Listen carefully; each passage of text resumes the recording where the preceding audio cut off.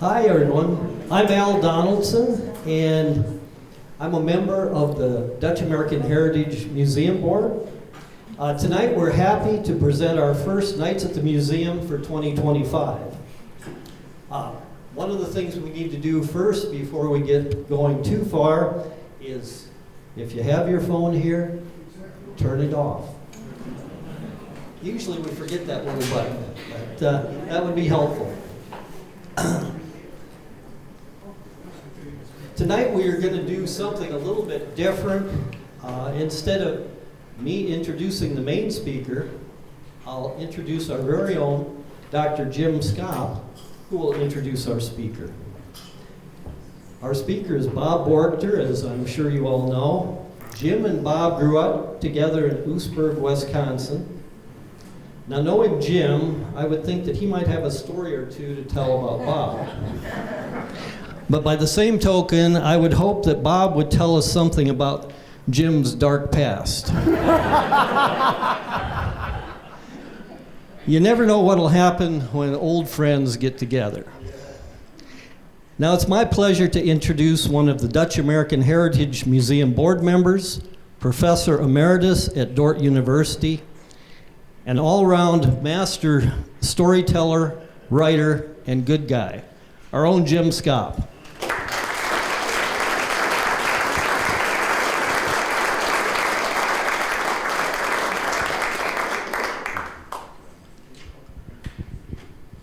Well, I was standing in the back for when most of you came in, and it seemed very clear to me in a little while that this is really Old Home Week, which I guessed it would be, because I know of Bob's position and Bob's love for the community, and I think the admiration that many of you have for Bob and the time he put in here at Northwestern. I also am pretty sure, I think I see. Where's Matt? Right there. That's a Dordt grad. And I think, Matt, you and I are the only ones in the whole crowd. Oh, and then Frau, yeah? Yeah. Anyway, I feel intimidated by all this Red Raider stuff. Just one story, and it has nothing to do with the darkness of Bob Boerigter.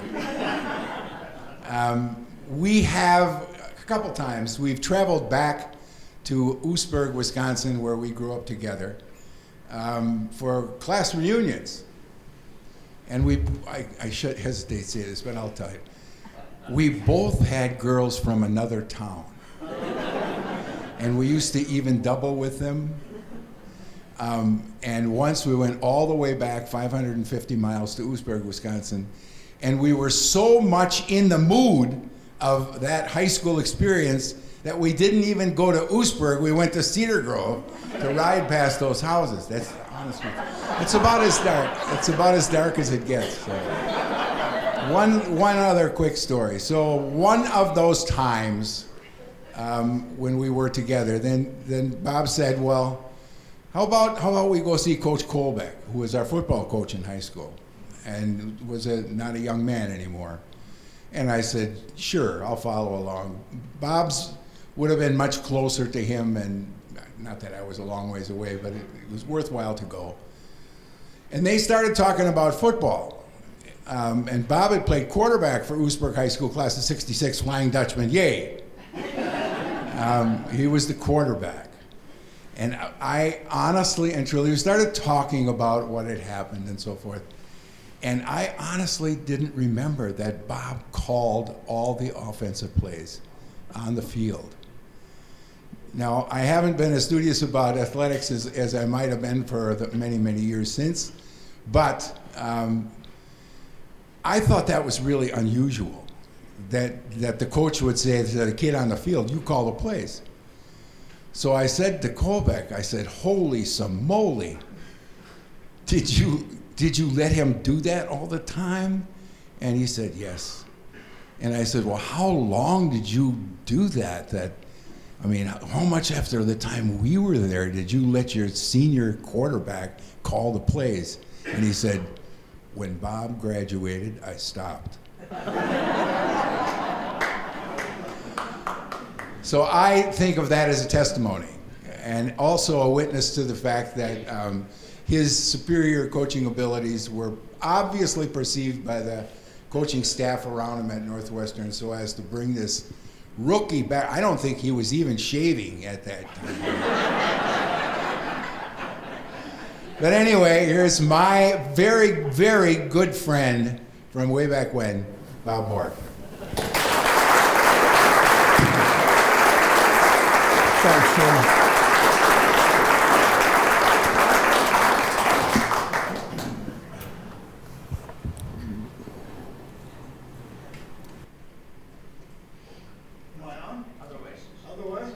All right.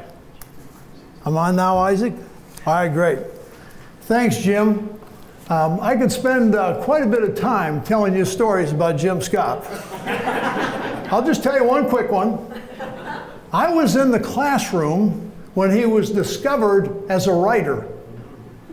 When a junior in high school, Mr. Egan assigned us an assignment to write a story, an original story.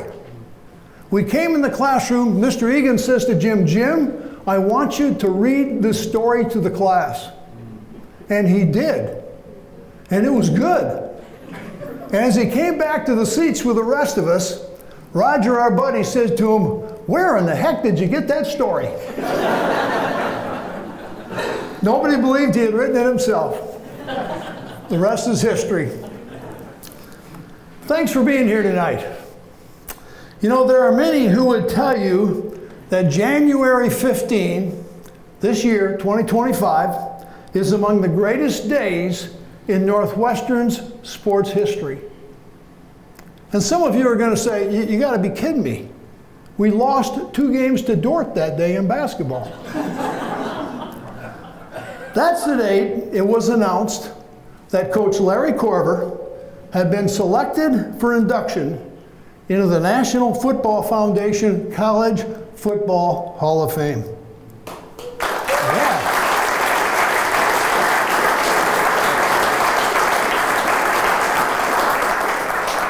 Coach Korver will be joined by former Ohio State coach Urban Meyer and former Alabama coach Nick Saban in Las Vegas in December for that induction ceremony. But how did this great tradition of winning football with a Hall of Fame coach leading a nationally known program start?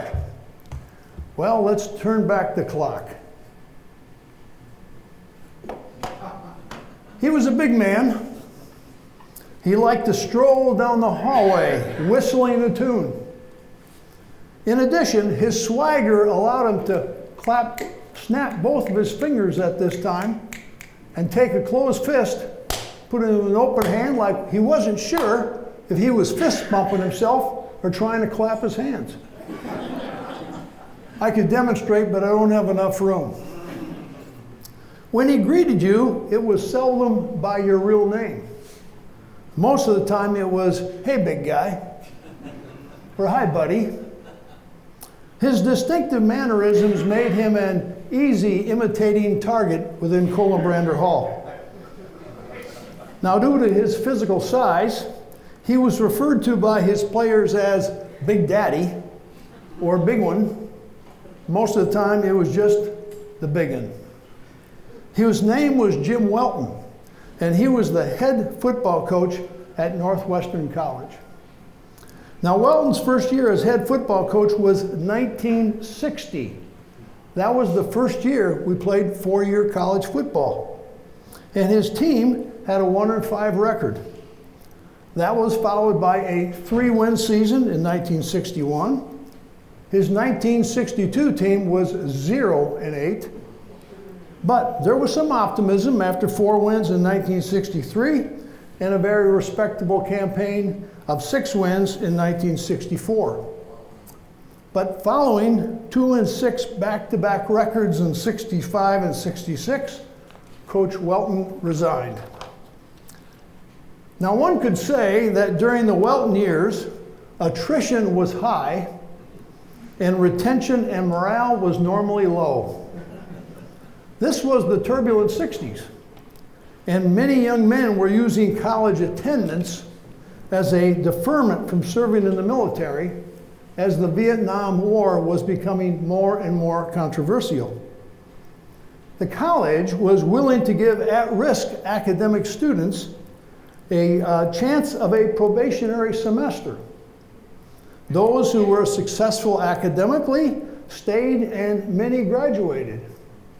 How many players left after each of Coach Welton's football seasons because of their failure to meet academic expectations is really not known.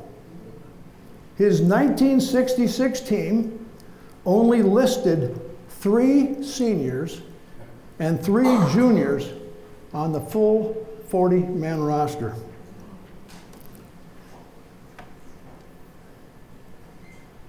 The college then turned to this guy, the former Northwestern Junior College and South Dakota State star, Larry "Bub" Korver. Coach Korver had been leading a very successful high school program in Laverne, Minnesota.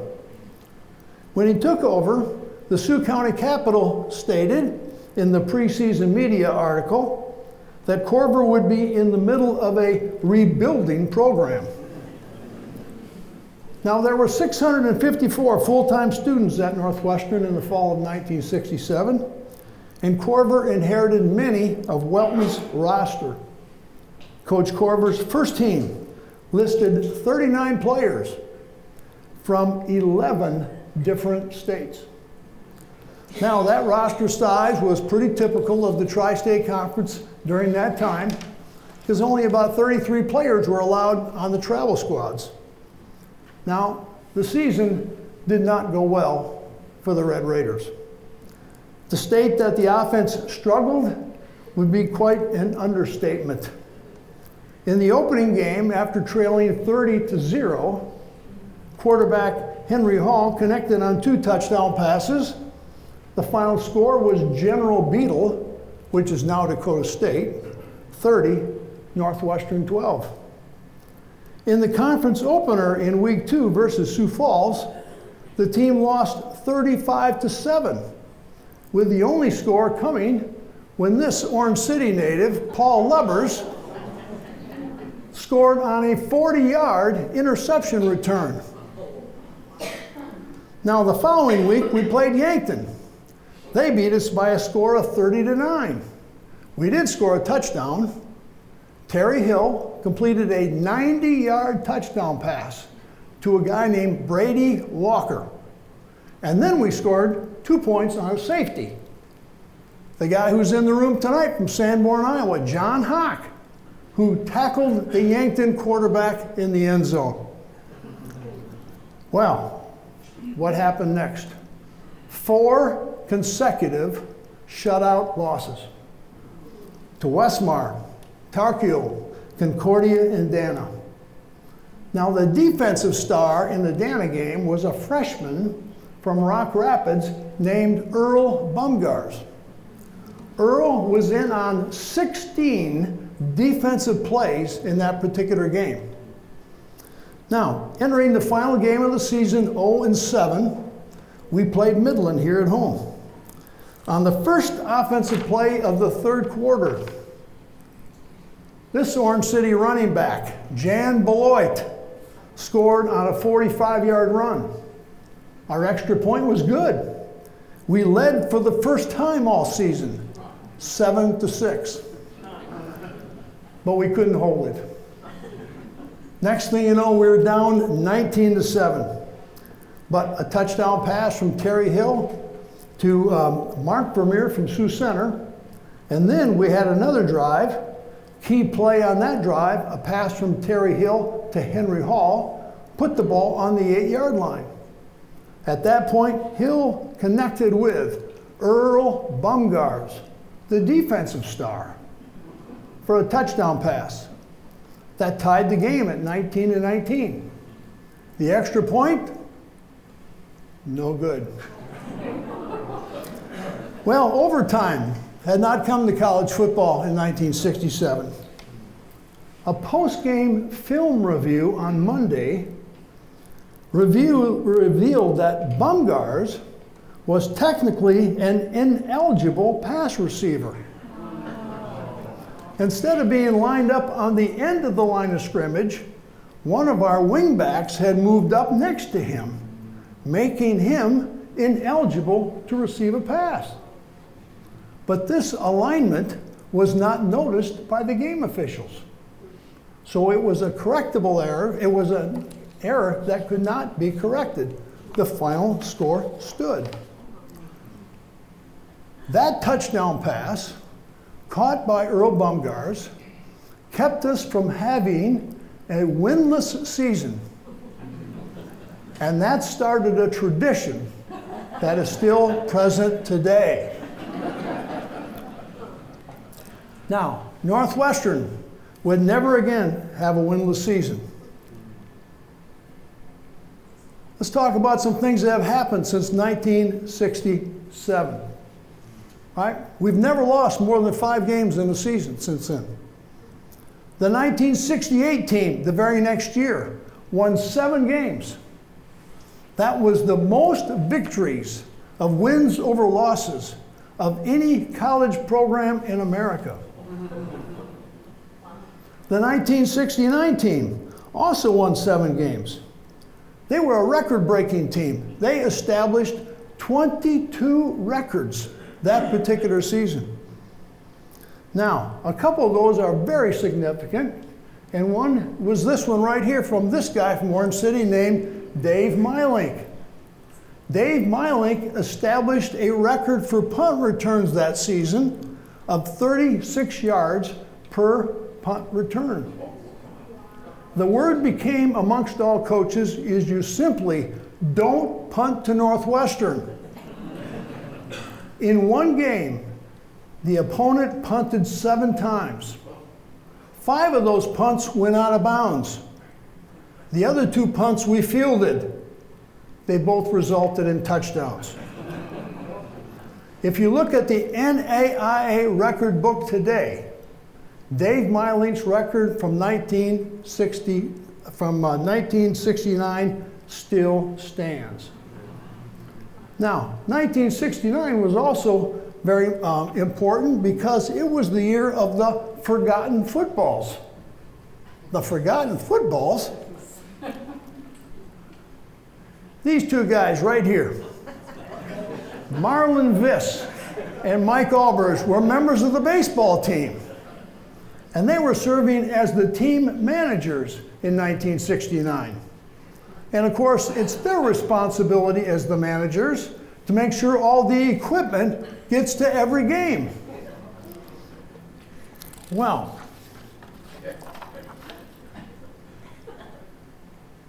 let me go back here. Got to finish this one up.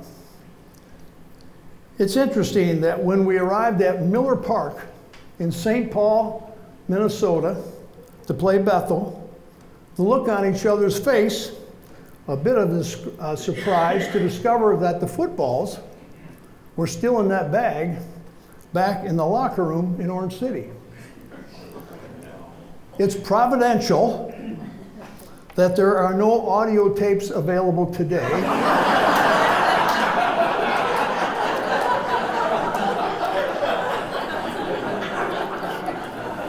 or video available of the conversation between Coach Corver and these 2 highly conscientious managers.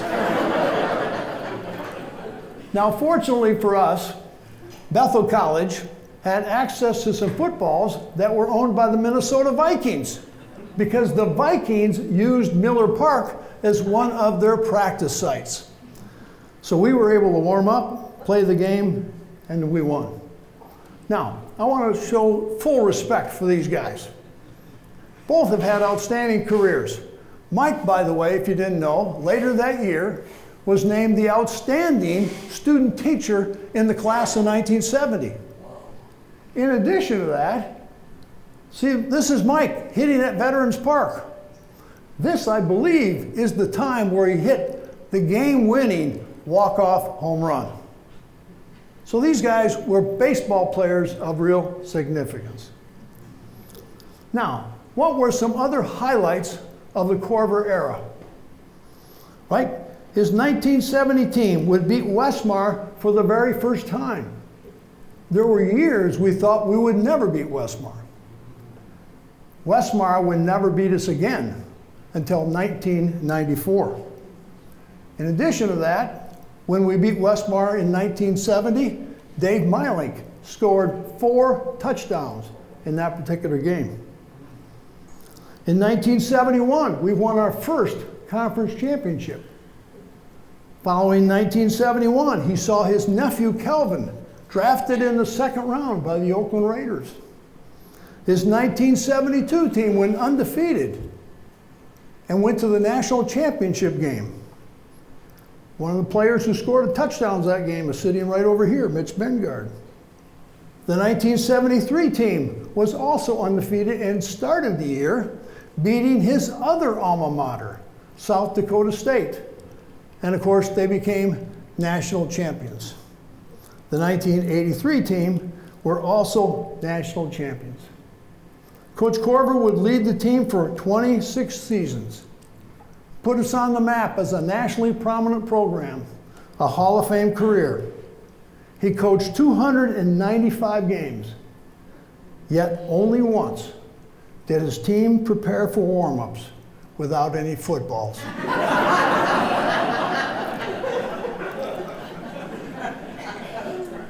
And to think, it all went back to 1967, that November day, and that touchdown pass that started tradition. These stories should not be forgotten. They're unforgettable.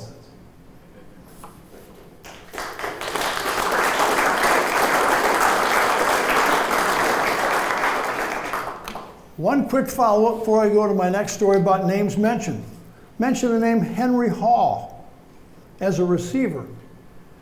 After that sophomore year, they moved Henry Hall to quarterback. He became our first all-conference quarterback. But as a sophomore, Henry Hall set a school record for receptions in a year. The record he broke was held by a kid from Lake Park, Iowa, named Barry Brandt. When Coach Corver came on the scene and saw Barry Brandt as a receiver, even though he held the school record, he immediately moved Barry to defense.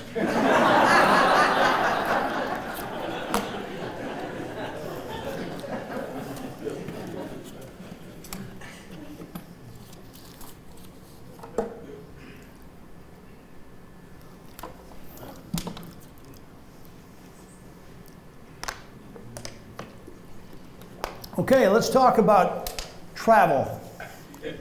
As the Dana College basketball player stood a few feet from the sideline with his back to the stands, he was straddling the midcourt stripe. He looked down court, awaiting for a pass from his teammate. As he caught the ball, almost in the same instant, 2 Northwestern fans, seated just a few rows behind the scorer's table, yelled in unison, "Over and back!" A quick look down at his feet, and now thinking that he had committed a violation, he dropped the basketball and began to walk down the court. Just at that instant, guard Tom Estes scooped up the ball, took one dribble, passed it ahead to Dave Albers, who was racing to the basket. Dave laid in the basketball at the other end for the easiest 2 points ever scored in Northwestern history.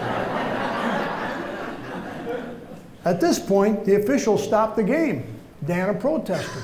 They explained no violation had occurred, the whistle had not blown, and we just scored 2 points, courtesy of these boisterous Northwestern fans. Well, from the 1960s until almost the mid-1990s, Northwestern would also often use alumni and club members, community fans, or other volunteers to drive the basketball and football teams to away games. This form of donated travel not only saved the college on travel expense, but it also provided opportunities for the student athletes to become acquainted with alumni or people of significance in the community. The drivers of the cars had the benefit of gaining free admission to the road games and being able to eat with the team at its post-game meal that was normally held in a local restaurant where the game was played. Now, the stories and remembrances from both drivers and athletes from these experiences are very vivid.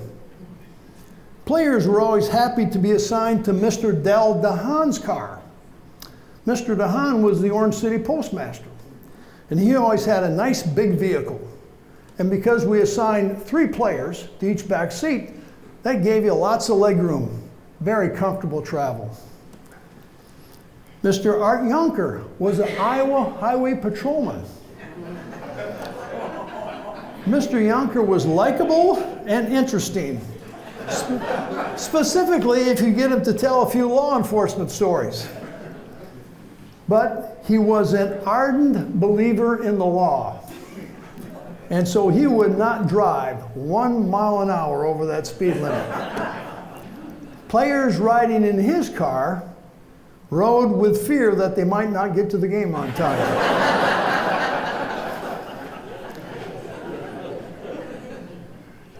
Now, there were rituals in the caravans. This gentleman right here, Cliff Leslie, who operated an Orange City painting business and later would serve as the Northwestern Director of Campus Maintenance, was a regular football caravan driver. He always insisted on driving the second car immediately behind Coach Corver, who would lead the caravan. Cliff was full of energy and life, and players riding in his vehicle would always arrive at the game with a smile on their face. Mr. Don Skur, the city manager, was also a regular caravan driver. He always drove the last car in the caravan. Now, because the cars in the end of the caravan have to go faster to keep up, well, Mr. Skur got a few speeding tickets over the years. Well, since there was no cell phones or GPS in those days when that happened, the players in his car just really hoped he really knew where the stadium was. One year on Halloween night, the football team was returning from a game at Chadron State in western Nebraska. Somewhere in central Nebraska, a local patrolman, stopped the entire caravan and was about to issue every vehicle a speeding ticket, which was going to result in a fine. Now, somehow, Coach Corver talked the guy out of the fine, but he insisted on giving every driver a written warning. Now, about halfway back in the caravan was a custom van that Coach Cherdsma had. And he had 6 players in that van. But on the way back, the players asked Coach if he would like to participate in their card game. So he turned over the driving to a receiver from Rock Valley named Mike Van Burkum. Well, when the group was stopped by the police officer, Mike was in a panic. He goes, Coach, I don't have my driver's license with me. Mel says to him, don't worry. When the officer is not looking, we will just switch places.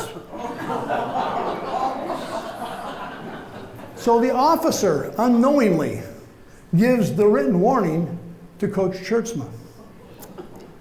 Now, this has remained a team secret. Mel Cherdsma would become the head football coach at Austin College in Texas, then at Northwest Missouri State University, where he won multiple national championships. He became president of the American Football Coaches Association.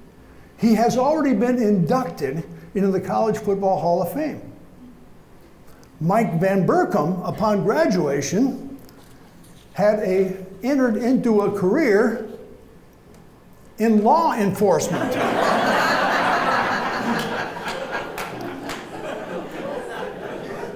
He would become the colonel of the Iowa Highway Patrol. His professional assignments included being Iowa's Public Safety Homeland Security Coordinator.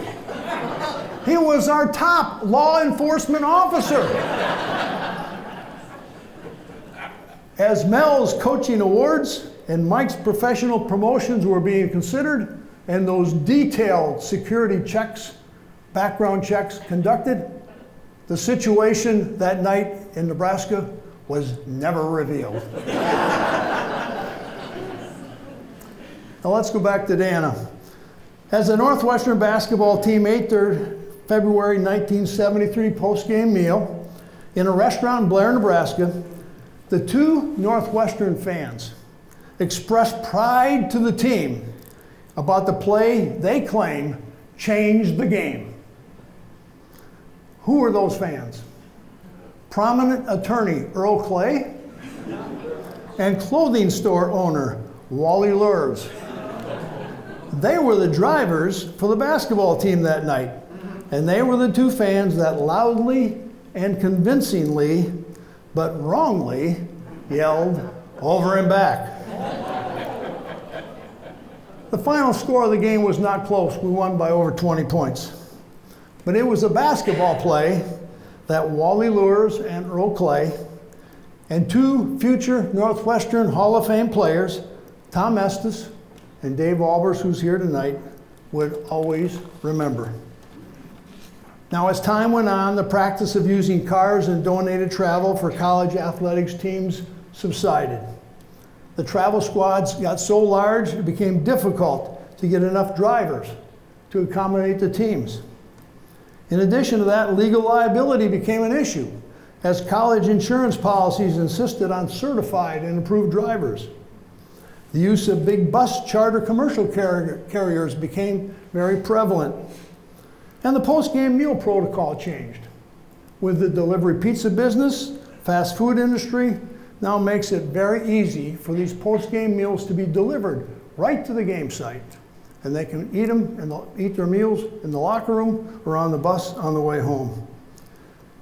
Today, there are no more stories of student athletes hoping to be assigned to a vehicle with big legroom, riding in cars that drive too fast or too slow, or remembering the conversations and the unique personalities of the alumni or community drivers. The stories of the team caravans and donated team travel from Northwestern sports history should not be forgotten. It was unforgettable.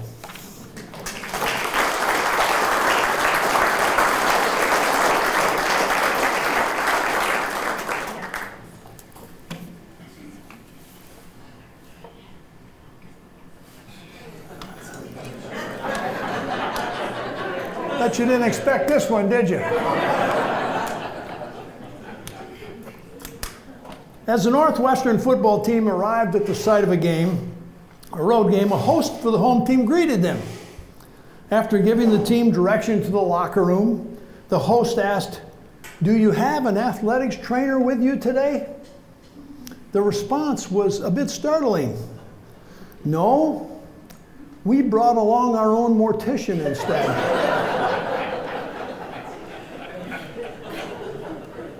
From 1972 through the 1984 season, Northwestern traveled with its own licensed funeral director mortician to all of its football games. Dan Cry, a native of Orange City, was a standout athlete in high school, playing for the legendary coach Fran Neiman. Named to the all-conference football team while playing for the Dutchman, it was his accurate mid-range basketball jump shot that caught the attention of Northwestern basketball coach Paul Meiskens.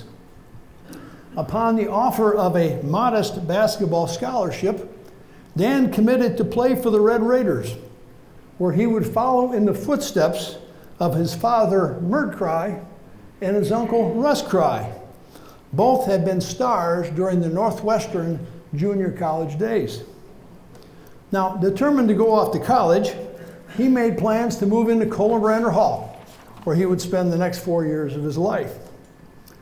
The summer before the freshman fall term was to start, Dan approached the new Northwestern football coach, Larry Korver. And Dan asked Coach Korver if he would allow him to try out for the football team. Korver agreed. Now, of course, Dan was not aware that with a roster of fewer than 40 players, anyone wanting to join the team would be welcome, irregardless of skill. But the opportunity to play and his superb ability found him in the starting lineup almost immediately. He started every game as a freshman. He then joined the basketball program. Meiskens had done an exceptional job of recruiting that year, and the junior varsity team had several talented players. It was obvious to Dan that there were others that could shoot as accurately as he could and from deeper range. Having bonded with his football teammates, he determined that the football field would be where he would spend the rest of his collegiate athletic career. Now, Dan Cry had an exceptional football playing career. He was named to both the all-conference team and the state of Iowa's collegiate all-star teams. He finished his career having established records for interceptions in a game, in a season, and in a career. Now, upon his May 1971 collegiate graduation, Dan made plans to attend mortuary school in Dallas, Texas. After completing that certification, he planned to return to Orange City and join the family Cry furniture business and the Benetton Funeral Home as a licensed mortician and funeral director. Now, tragedy struck the Orange City community and the families of Virgil and Shirley Roundhorst and Mert and Gert Cry in August of 1971. Their teenage daughters perished in an automobile accident. As Dan was dealing with his grief, Coach Korver approached him and invited him to help with preseason football practice. Coach mentioned that he thought that it might be a good diversion for his former player before he departed for his postgraduate study. Dan Cry's knowledge and passion for football, his attention to detail, and his quick wit made him quickly respected as a coach by his former teammates. That 2 weeks of football coaching in August was great therapy for Dan. It also fueled a passion for coaching within him that he did not anticipate he would have. Upon returning from graduate school in 1972, Dan again approached Coach Korver and asked again if he could use some additional coaching help. Coach Korver agreed, and with the support of Dan's business partners at the furniture store and the funeral home, he would head for practice each fall afternoon. Coach Cry began an impressive and distinguished career as a Northwestern assistant football coach. Here we have Coach Korver, we have Coach Cry, and they're providing instruction there to a guy named Dave Bumgards. Dave Bumgards, when his career was over, was very coachable, I might add, because he broke all of Dan Cry's records.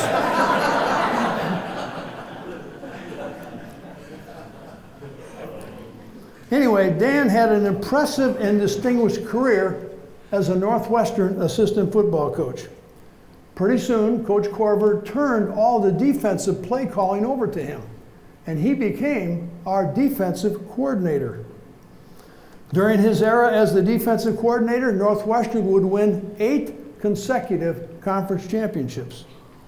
We would also win national championships in 1973 and 1983.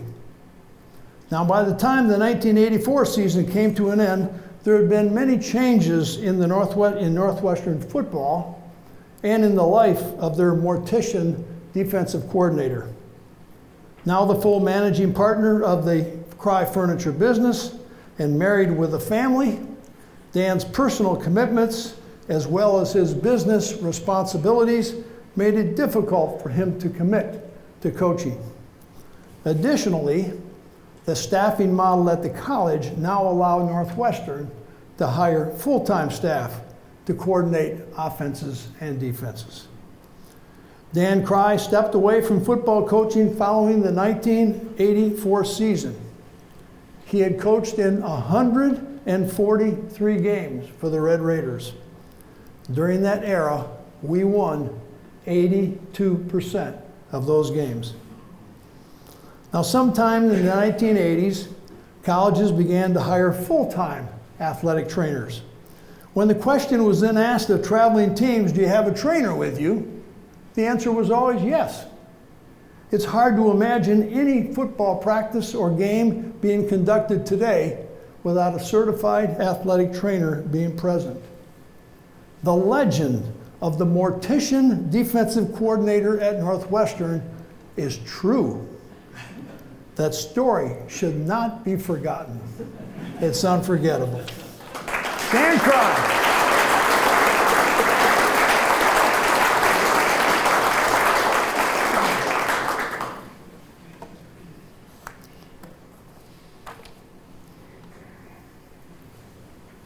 We're going to turn back to basketball. All right.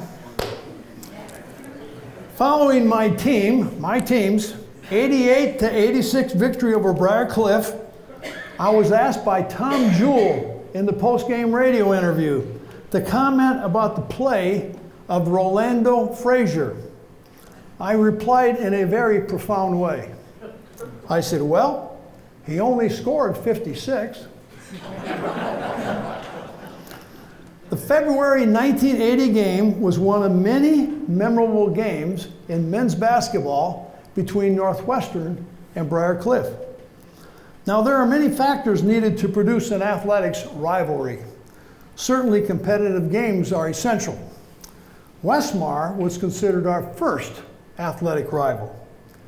Also a member of the Tri-State Conference, the Eagles had the largest enrollment of all the Tri-State Conference schools. In addition to that, not only because of their geographical location for us, but they had an impressive dominance in the 60s in football. And that added to their mystique, their intimidation, and their competitive advantage. Briar Cliff in Sioux City became coeducational in 1966-67. Its very first year, its basketball team played our junior varsity team. The second year of their competition, in 1967-68, Rick Vandenberg scored a school record 41 points against Briar Cliff. Now, no one could have predicted on that night that years later, the Briar Cliff single game scoring record would be established in a game between these two schools. Now, competitive changes occurred in the 1970s. Westmar's programs were on the decline. And when the Red Raiders beat him for the first time in football in 1970, no one would realize it would be 24 more years before they would ever beat us again. To coincide with that development, Briar Cliff's men's basketball program was on the rise, and it rivaled our Red Raiders in every sense of the word. Now, under the leadership of Coach Ray Nackey, the Chargers began to consistently qualify for the NAIA postseason district tournament. When Briar Cliff advanced to the NAIA national tournament for the first time in 1976, the district championship game was over Coach Don Jacobson's Northwestern team. Briar Cliff began to recruit players from Panama during this era. During a 10-year period, players who had been members of the Panamanian national team dominated the Chargers roster. Their extraordinary play not only won multiple games, but gained them national attention. In 1981, Briarcliff was the #1 rated team in the country, and they had a large feature article in Sports Illustrated about their team. Now, winning teams, great play on the basketball court, and close games certainly helped generate a rivalry. But so did the environments in which these games were played. Briarcliff played their home games in the Sioux City Auditorium. Large and cavernous, it would hold the largest crowd to watch a Northwestern basketball team play each season. In addition to the host school pep band, the auditorium had an organ, and they had a Briarcliff teaching nun who would begin to play the instrument at key times during the game when the Chargers were gaining momentum. It'd sound like this. Dun, dun, dun, dun, dun, dun, dun, dun, dun, dun, dun. Whew. The environment was enhanced by the multiple stadium horns that their cheerleaders would blow. At times, the sound was almost deafening. Now, not to be outdone, look at our crowd right here. That's Hall of Famer Jerry Van Ness, scoring in front of a standing room only crowd. We had to bring in extra bleachers, which we did on a permanent basis. This is our cheerleaders who are being held up by male cheerleader football players. We're looking towards the west, and that's the balcony. It gives the impression they are hanging from the rafters.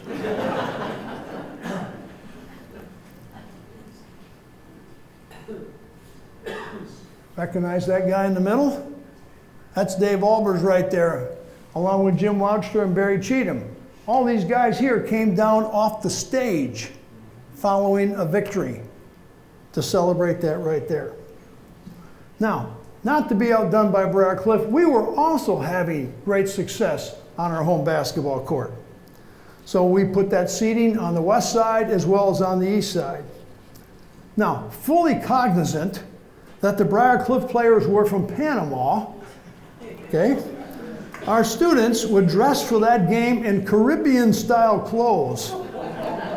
They'd put on straw hats, they'd put on sunglasses, and they would act as tourists when they were taking their seats on the stage.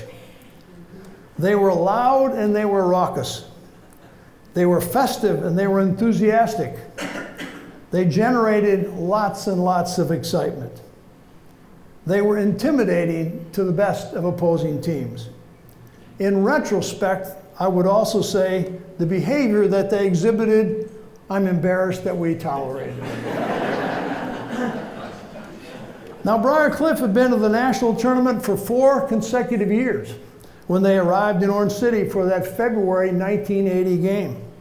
And they were led by Rolando Frazier, who was 6'7", and he was on his way to scoring 1,000 points in that season. He had scored over 50 points that year multiple times, and this was before we had the three-point arc. Now, when his career was over, he was the state of Iowa's collegiate all-time scoring leader. Whose record had he broken? Northwestern's Hall of Famers, Jim Woudster's. Now, the Briarcliff basketball rivalry did not end after Rolando scored 56 that night here in Orange City. During the 1986-87 season, the Red Raiders, coached by Les Dalma, won a school record 27 games, and they advanced to Kansas City to the national tournament. That was only the 3rd time we've been in Kansas City. Our only home loss that season was to Briarcliff. However, earlier that year, Les's team had defeated the Chargers in Sioux City at the Newman Court there, and that had ended Briarcliff's 26-game home winning streak. Now, the rivalry between Briarcliff and Northwestern would have a profound impact on the memories and the coaching careers of Northwestern coaches Don Jacobson, Bob Boerigter, Les Dauma, and Todd Berry, as well as Briar Cliff's coach, Ray Nackey. Coach Don Jacobson would win 159 games in 9 seasons as our head coach. His final game, a district tournament opening round loss to Briar Cliff. I would be fortunate to have some very fine teams in my 3 years. My final game, a district semifinal loss to Briar Cliff.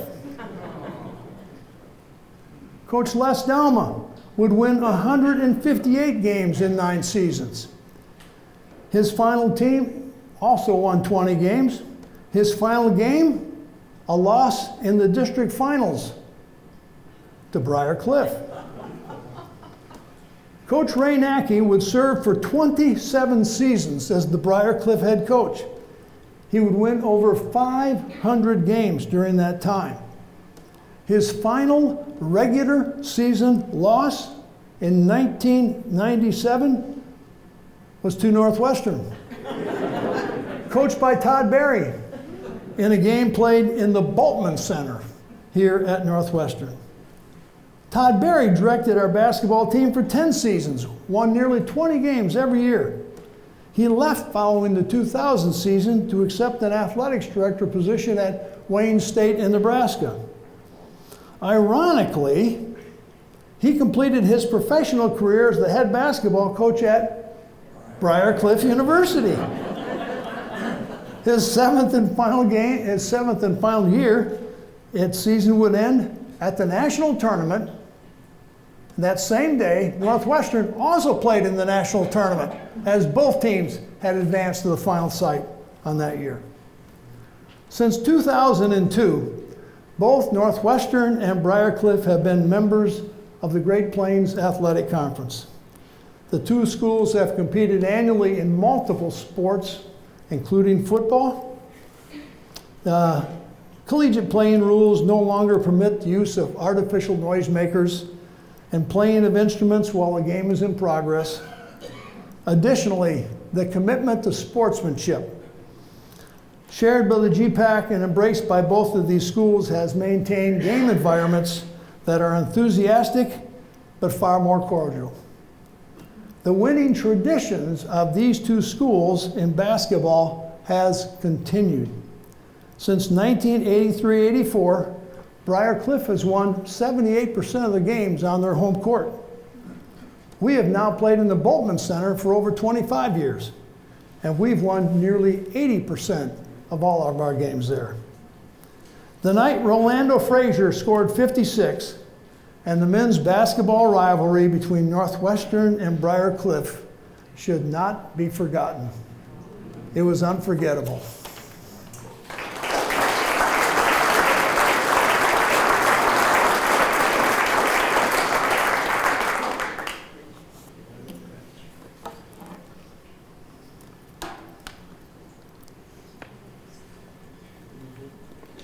Got just one more to go.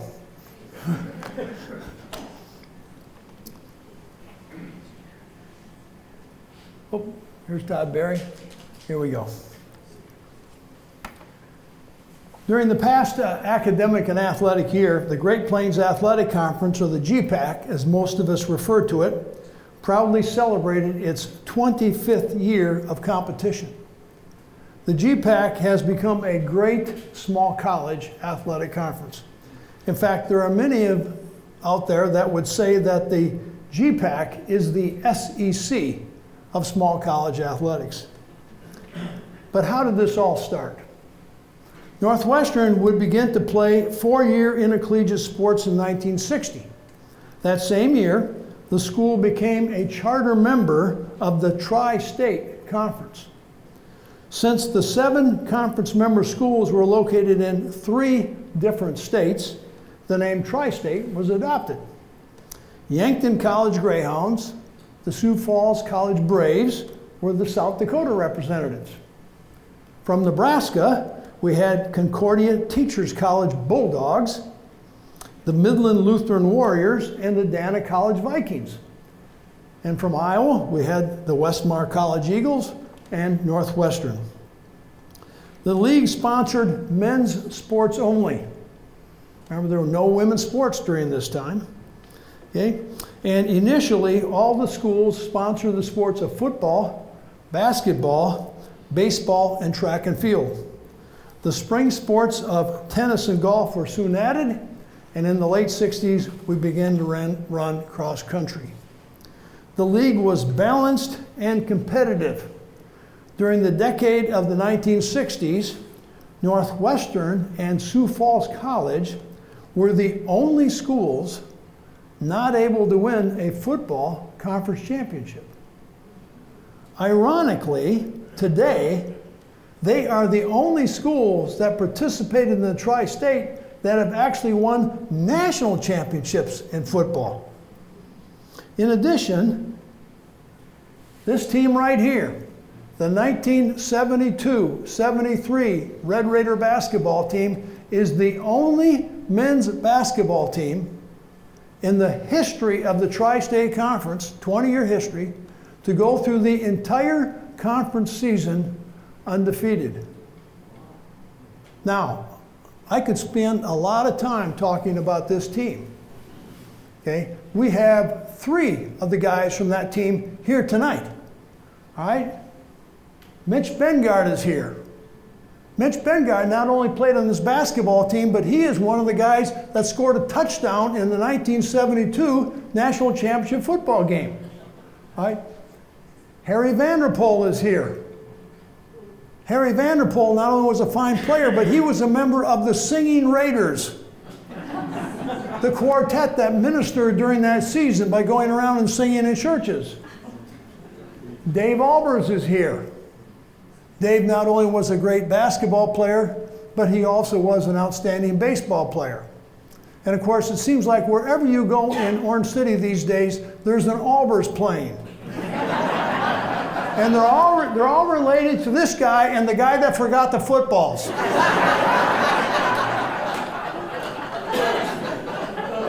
Afterwards, if you want, I'll tell you about every one of these guys in terms of what's happened. The conference was a trailblazer and ahead of its time. Whoops, hold a second, I got ahead of myself here. The Tri-State began as what they call a Faculty Athletics Representative League. In other words, the FAR, the faculty member, carried the institutional vote on all matters of governance. Okay? The league had no commissioner. All right? We had no officiating supervisors. In addition to that, we had no information directors. A faculty member from Dana was our treasurer, and this gentleman here was the conscience of the conference. Mr. Integrity, Ralph Mao. He was our eligibility chair.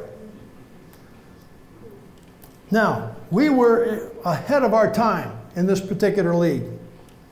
In 1967, just 7 years after being founded, it was announced that this gentleman, Dr. Lars Granberg, our president, would become president of the league.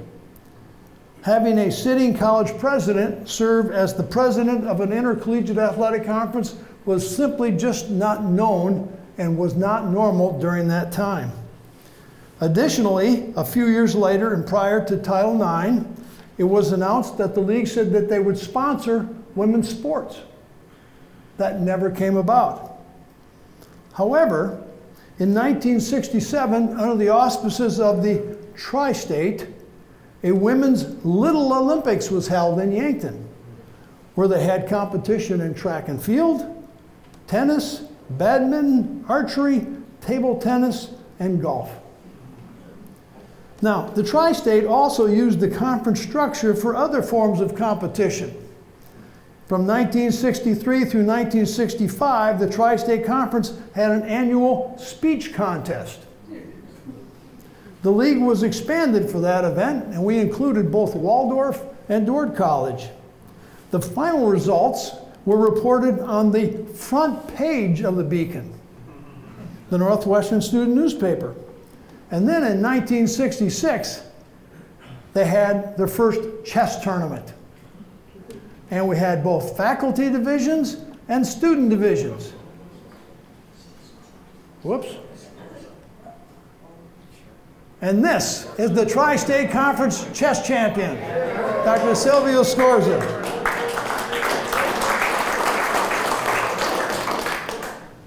He won the individual faculty championship. On the team with him was Dean Joe DeVries, music professor Herb Ritzma, history professors King George DeVries, and Mark Petrulia, who had all joined him on the championship faculty team. The idea of hosting spring championships and rotating them amongst league members already began in the 1960s. A member school would concurrently host the two-day conference championships in all three sports of track and field, tennis, and golf. Years later, the NAIA and the NCAA would publicize this enhanced student-athlete experience as a sports festival. Big deal, you know? Now, after the first decade, a change occurred in the Tri-State. In 1969, the Nebraska schools announced that they were leaving the league to join Doane, Hastings, and Nebraska Wesleyan to form the Nebraska Intercollegiate Athletic Conference. For 2 years, those schools played in two leagues, both the NIAC and the Tri-State. Bethel College and Concordia College of Minnesota then joined the Tri-State in the fall of 1971. Now, Bethel had competitive teams. They won a football championship in 1975. They were a tri-champion with us in Yankton, but they won. One of their basketball players, Steve Scroggins, was the Minnesota all-time collegiate scoring leader. At that time, of course, we had the Iowa all-time collegiate scoring leader in Jim Wadstra. Now, Concordia, on the other hand, was not competitive.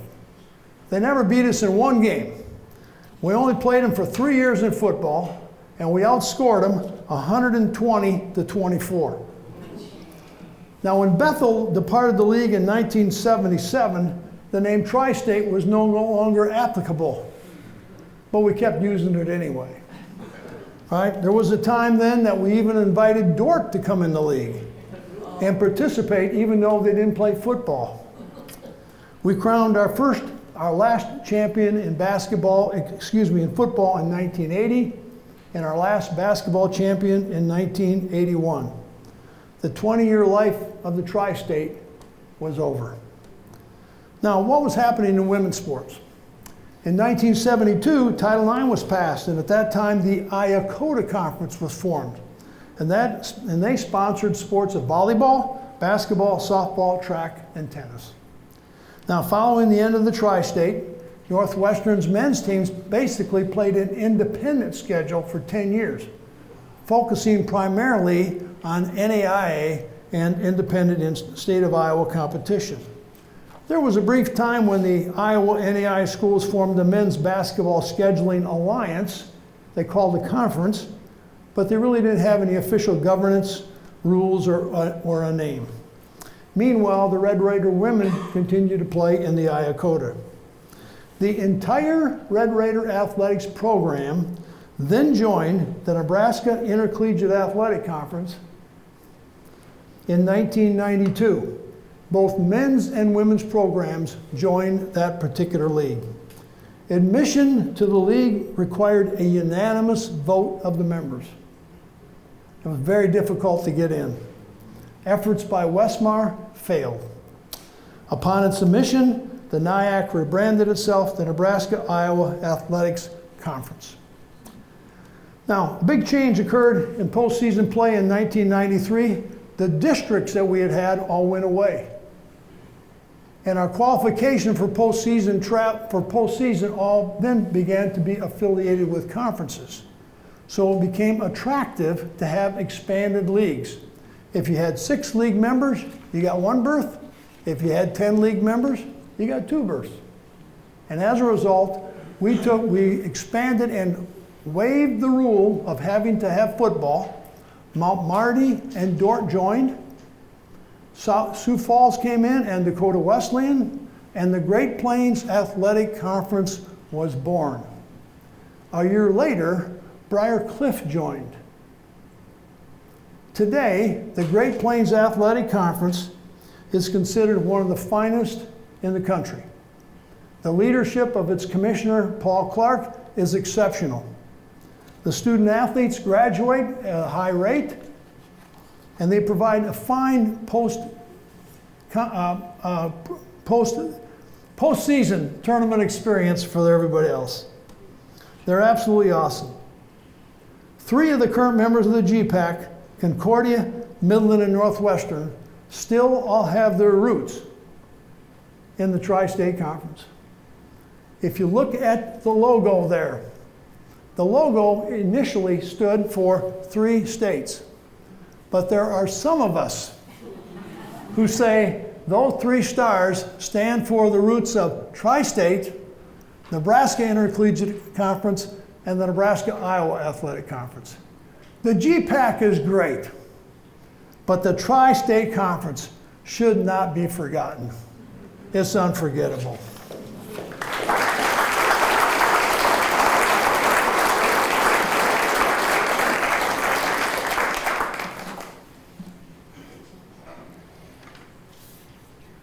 In conclusion, there are many more untold stories of Northwestern athletics that, in my opinion, are unforgettable.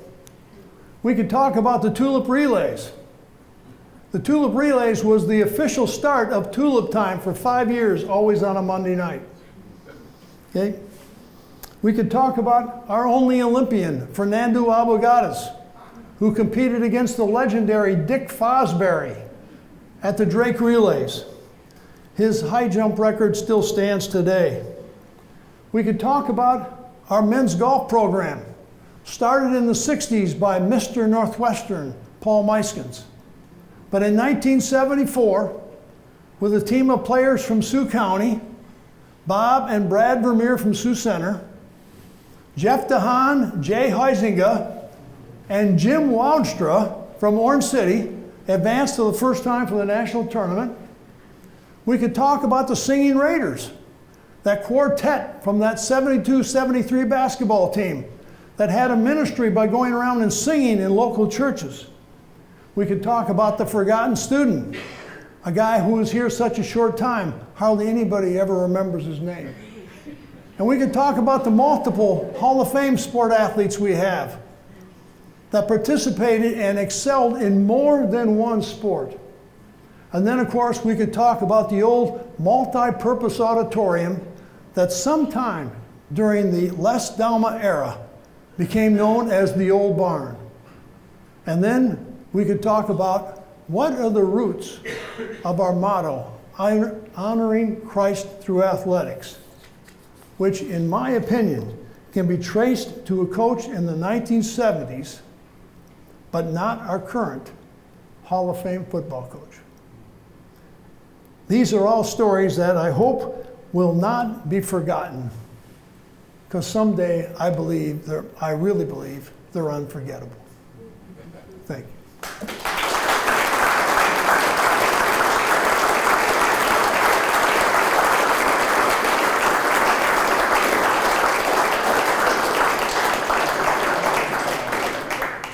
I would be happy to take any questions from the audience.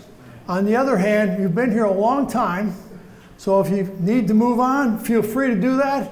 Come on up and I'll be glad to answer any questions that you might have.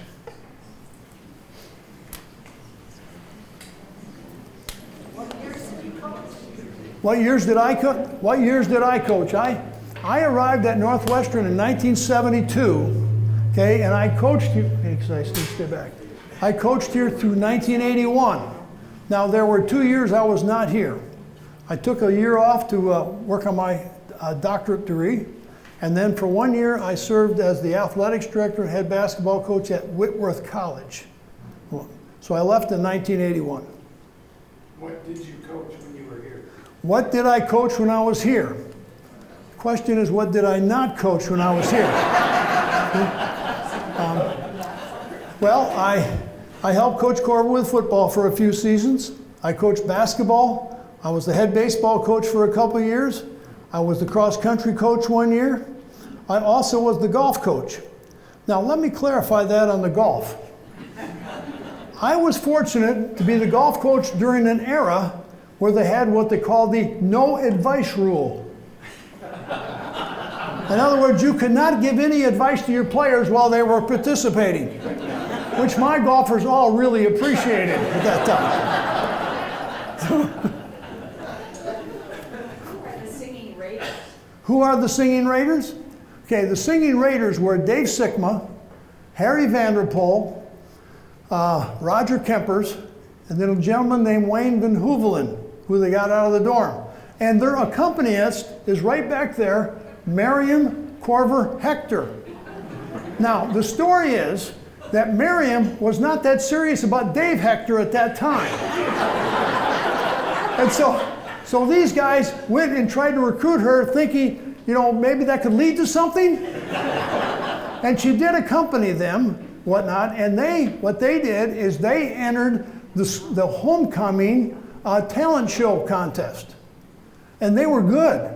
And everybody thought they should have won, but they did not. They were second. All right? But there was a lady in the audience that was impressed with their singing. And she approached them and invited them to sing in the First Reformed Church in Sioux Center, Iowa. And they did. The interesting thing is that lady said she knew she could get the coach to approve that request because that lady's name was Mildred Boerigter.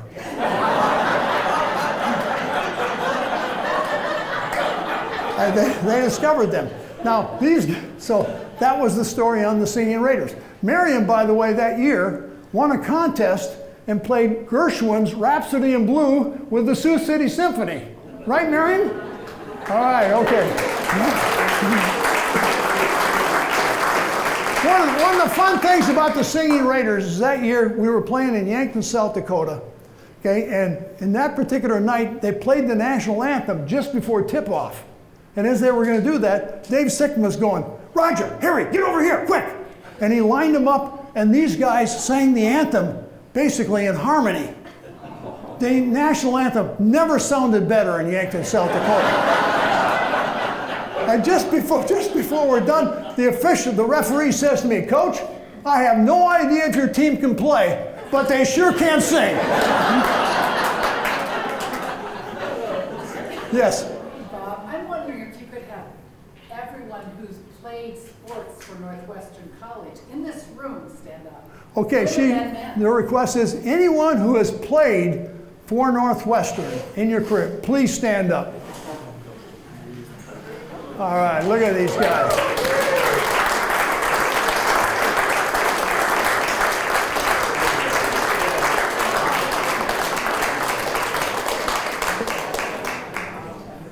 That's an all-star group, too. Yes, Earl? Could you tell us about Roy Chastain?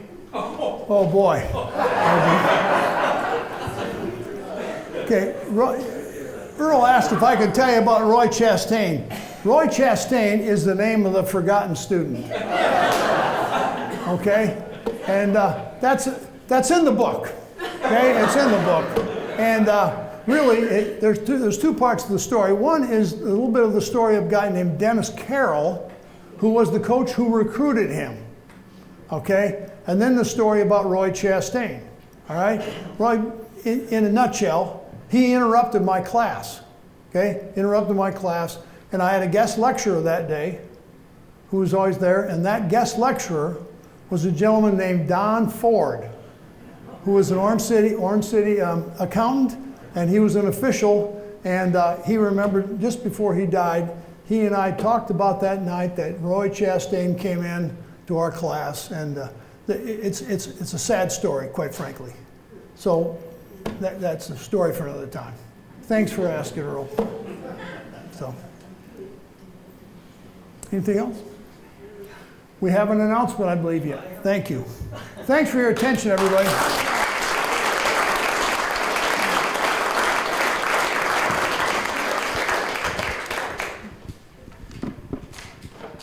Well, that was... Try again. That was fantastic. Thank you. Thank you. Before you go, I've got a few announcements to make, and I got a few more later, so we'll go through those right now. Like you to remember that our next Nights at the Museum program will be July 22, and it is entitled 1882 Disease, Conflict, and Rivalry Between Orange City and Alton. Now that doesn't sound good. If that isn't enough to spur you to come, the other thing that'll make you come is that Sarah Heuser will be doing the presenting. So we're in for a treat there. We'd also like for you to take a look, when you came in, I think you saw them, but we'd like you to take a look at the handsome painted wooden yard markers that our own president, Arlo Van Beek, has made. And I think they'd be fantastic in your front yard. They're very nominal cost, but I think they'd be nice in your front yard for when RAGBRAI comes through, and they can know who lives there, a supporter of the museum. So as you go out, you might want to take a look at those as well. Another thing that you might want to remember to do, if you didn't already, is we have these little boxes here and there that you can dump some money in, and that'll help continue with our museum and our special projects and programs. So if you think about that, we'd sure appreciate it. I guess another thing that we do need to mention is that we will be open during RAGBRAI. We'll be open on Friday and Saturday for RAGBRAI. So we'd like for you to come here then if you can or if you want to. So that would be good for us as well. Again, why don't we give Bob a nice round of applause.